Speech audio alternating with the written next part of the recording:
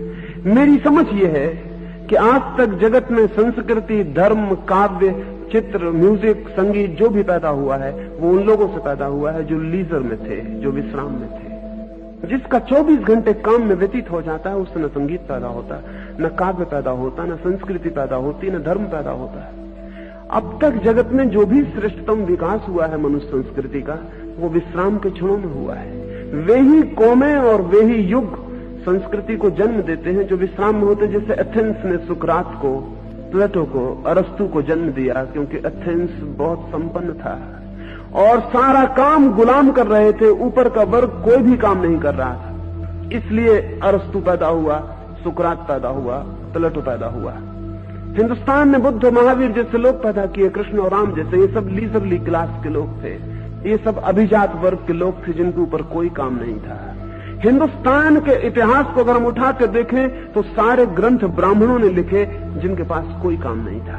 हिंदुस्तान के सारे धर्म को जन्म ब्राह्मणों ने दिया, उनके पास कोई काम नहीं था। हमने काम से उन्हें मुक्त कर दिया था। हमने कहा था तुम्हें कोई काम नहीं है, तुम पढ़ो, लिखो, सोचो, विचारो। शूद्रों ने तो एक वेद नहीं लिखा, एक उपनिषद नहीं लिखा। शूद्र कैसे लिख सकते थे? पूरे हिंदुस्तान के इतिहास में एक बुद्धिमान शूद्र पैदा हुआ, वो भी अंग्रेजों की बदौलत, डॉक्टर अंबेडकर। उसके पहले कोई शूद्र पैदा नहीं हुआ। नहीं हो सकता, कोई कारण नहीं है। उसको 24 घंटे हमने काम में उलझा दिया है। अगर स्वावलंबन की बात को बहुत ज्यादा खींचा जाए तो एक एक आदमी की जिंदगी सुबह से सांझ तक फिजूल कामों में नष्ट हो जाएगी और उसके व्यक्तित्व में ऊंचे उठने के कोई उपाय नहीं रह जाते। अगर व्यक्ति की चेतना को ऊपर उठाना है तो समाज में अधिकतम विश्राम हो सके, इसकी चिंता करनी चाहिए। वो कैसे होगा? विश्राम होगा मनुष्य का श्रम यंत्रों के हाथ में चला जाए तो।